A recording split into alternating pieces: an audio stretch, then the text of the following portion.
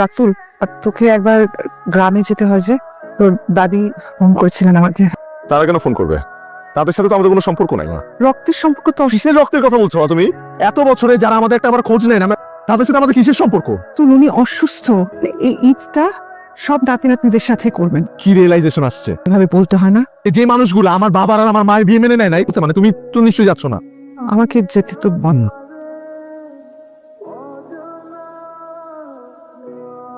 কোন জাহান্নামে যে পাখাইলা, ছাগলের সাথে বসে যাচ্ছিস। আর বলছে আমাকে একটা কল দিবি। মা, বাইরেও মেহমান লইছি। আসসালামু আলাইকুম। দাও, কেমন আছিস? আমি ভালো আছি, আপনি কেমন আছেন? সেই যে ছোটবেলায় তোর দেখছি কত বড় হয়ে গেছিস। হ্যাঁ, এত বছর পরে কোত্থেকে নাজিল হইছে? আমগো যে জমি জমা ভাগাভাগি হইব, এই খবর ঢাকা পৌঁছাইলো কেমনে? তো ছোট চাচার মাইয়া আমি কামাই না। আসেন তো। দাদি কোথায়?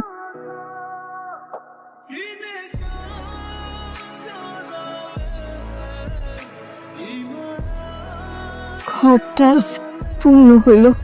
রাতুল ভাইয়া, ঢাকা শহর নাকি অনেক সুন্দর। আমার না খুব ইচ্ছা ঢাকা শহর জায়গা পড়বো।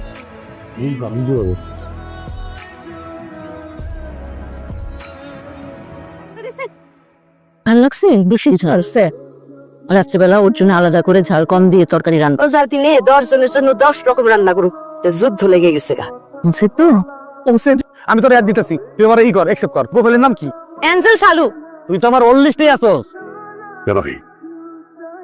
আর ছবি তো এরকম ভালো। আসসালামু আলাইকুম। তোর বাপের ফোন দিছিলি? উল্টা আরো রাগ করছে। এত উতলা আর কি আছে? আমার যখন ইচ্ছা তখন আসবো। তোর নিয়ে আর পারলাম না। আসসালামু আলাইকুম।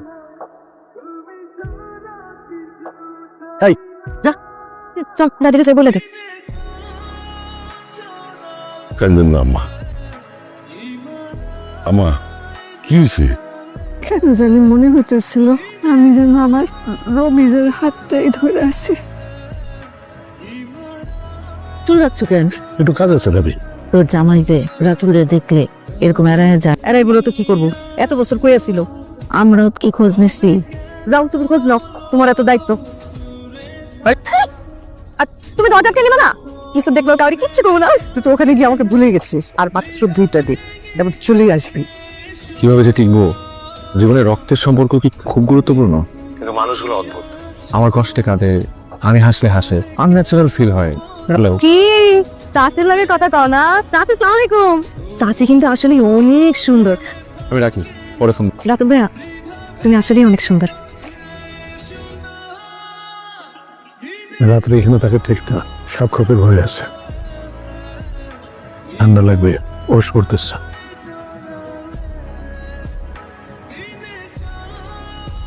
সঙ্গে সেহরি খাই। কি খাও না খাও কিছুই তো জানি না। আমরা যা খাই তাই খাবে। এত তুলু তুলু করার কি হলো গো ভাবি? চুপ করো। চুপ করবো কেন? কি কারণে আসছে সেটা কি আমরা কেউ জানি না? ওকে আমি আসতে বলছি। জি আম্মা। কিছু মনে করো না ভাই, খাও খাও। তোর একটা ফাফর মারুন কিন্তু বেয়াদব। ওর যদি কিছু হইতো সাঁতার জানে? আমি আসলে সাঁতার জানি না। হয় আসো দাদু ভাই, তো পাঞ্জাবি। আমি চিতের পাঞ্জাবি নিয়ে আসছি ঢাকা থেকে। এখানে পায়জামা আর জুতা আছে। এর দরকার ছিল না।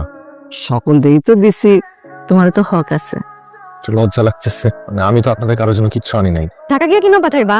আমার জামা কেনার আগে কিন্তু হোয়াটসঅ্যাপে ছবি দিবা। মুখে কিচ্ছু আটকায় না। ঢাকায় যে আর জীবনে এইখানে আসে কিনা সন্দেহ।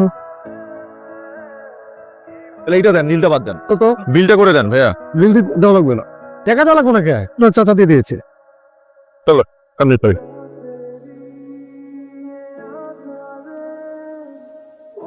তুই তো দেখি আজকে কল দিতে ভুলে গেছিস। সমস্যাগুলো আগের মতোই আছে। ঈদে জামা কাপড় কিনে দিছে মা, এই প্রথম। আমিও কিনে দিছি। টাকা পেলি কোথায়? কিন্তু মা, আমার একটা টাকাও দিতে হয় না। ছোট চাচা দোকানদারকে আগেই টাকা দিয়ে রাখছিল। তুই না বললি উনি তোকে দেখতে পারে না? আমি তো তাই জানতাম। ঈদ করে রওনা দিব। জামা কাপড়গুলো পছন্দ হয়েছে? একটু খ্যাত আর কি।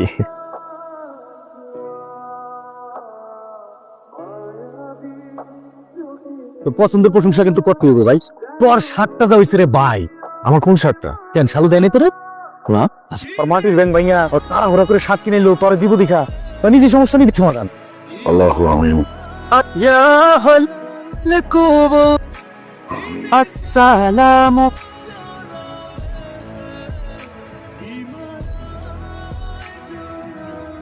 কালু একা একা বসে আছো যে, মন খারাপ? এমনি বসে আছি। আয় আমার লগে। হ্যাঁ আমার লগে। জানি না আর কি তুমি যে আসছো তাতে আমি অনেক কাঁদতেছেন কেন? এটা ওর বাড়ি, তোমার যখন মন চায় তুমি আসবা। নাইদা, রবি কই? সে কাজে গেছে।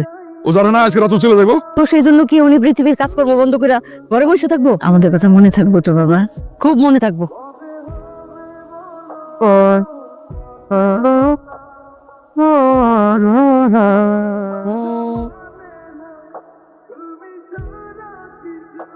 কিরে এটা তোমার জন্য কিনছিলাম। এমন খ্যাত শার্ট তোমার ব্যাপার, নিবা নাকি নিবা না? আসি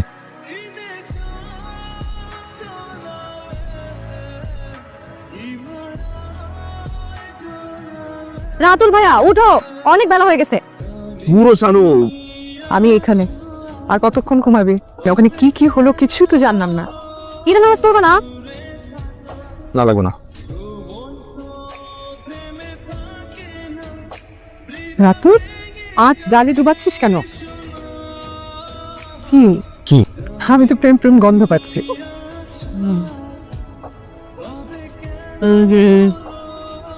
খাবি না?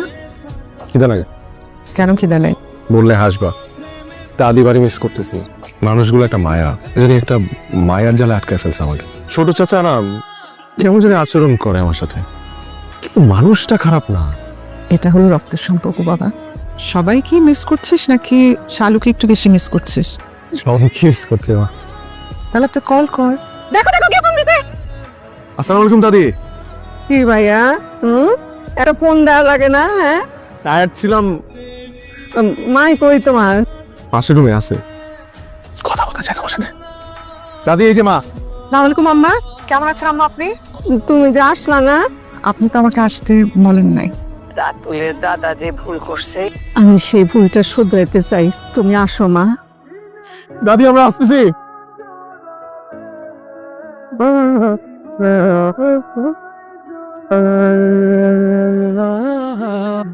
সে তো সবকিছু মেনে নিলাম।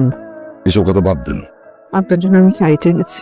শাড়ি কাপড় দিয়ে সবার মন জয় করতেছেন, সম্পত্তি জয় করার জন্য? চুপ কর। না এটা কি ভুল কিছু বলছে? এখন হঠাৎ করে এসে হাজির, বুঝিনা কি জন্য আসছে? আব্বাই রমিজের কোনো সম্পত্তি লিখে দিয়ে যায় নাই। আমার যা কিছু আছে বিষয় সম্পত্তি আমি সবকিছু ওদেরকে দিয়ে যাব। সম্পত্তি নিতে তোমার কোনো আপত্তি নেই তো? এই সম্পত্তিতে তো আমার কোনো অধিকার নেই। এখানে আসার আগে আমি সম্পর্কের ভ্যালু বুঝতাম না। ঢাকায় বড় হয়েছে বাবাকে ছাড়া। কি পাশের ফ্ল্যাটে কে থাকে এটাই আমি জানি না। দাদির কথার কারণে আমি এখানে আসি। তারপর থেকে আমি বুঝতে পারি একটু একটু করে যে মানুষগুলো আত্মার মানুষ। আমার খাওয়ার টেবিলে যখন ঝাল লাগে তখন প্রত্যেকটা মানুষ অস্থির হয়ে যায়। দুষ্টামি করতে করতে আমি পুকুরে পড়ে যেতে নিয়েছিলাম, তা যাই এখন আমার ভাই রকি পানিতে চাপ দিছে। এগুলো তো আমি কিছু বুঝতাম না কখনো। বাবা মারা যাওয়ার আগে একটা জিনিস অনুরোধ করে গেছে, সে তার আপনজনদের পাশে থাকতে চেয়েছিল। দাদি, আমার অধিকার তো কম। আজকে প্রথম তোমাকে দাদি বলে ডাকলাম। আমার কোনো সম্পত্তি লাগবে না, আমি কিচ্ছু চাই না, আপনাদের ভালোবাসা চাই। ইয়েস, আমাদেরকে দূরে রাখবেন না, কবরের পাশে দিয়ে প্লিজ। তোমার কি মনে হয়েছে আমরা সম্পত্তি চাই? আমার ভাইটারে আমার কাছ থেকে ছিনিয়ে নিছে মাত্র 1 বছরের ভালোবাসার জন্য। একজন মানুষ কি করে এই সম্পর্ক ভুলে যেতে পারেন? তোমার মায়ের উপরে আমার রাগ ছিল, আমি তোমাদের সহ্য করতে পারি নাই। তোমার চাচা কিছুই বুঝায় বলতে পারেন। তুমি যখন আসছো তোমার চাচা ভাবছিল আসবে না, তারপরও তোমরা ছুটে আসছে তোমার এক নজর দেখাচ্ছিল। যখন তার ভাইয়ের কথা মনে পড়ে গেছে সে আবার পালিয়ে গেছে, কিন্তু দিন রাত খালি তোমার খোঁজ খবর করত। তুমি যখন রাত্রে ঘুমাও একটা মশা যেন তোমার কামড় দিতে না পারে বারবারে কয়েল দিয়ে পাঠাইতো, রাতুলের যেন একটা মশা না কামড়ায়। তোমার বাবা আমার এত আদর করতো, একদম বোনের মতো আদর করতো। সেই রাঙ্গা ভাইজান যখন লাশ হয়ে ফিরে আসলো, তোমার মায়ের প্রতি আর তোমার প্রতি খুব অভিমান করছে। তুমি যখন চলে যাও, আমি তো অত কিছু বুঝি না, একটা জিনিস বুঝছি, আমার ভাতিজাটারে আপনি ওর জন্য মানুষ করছেন, ওরা দেখে আমার বাইরে করছে।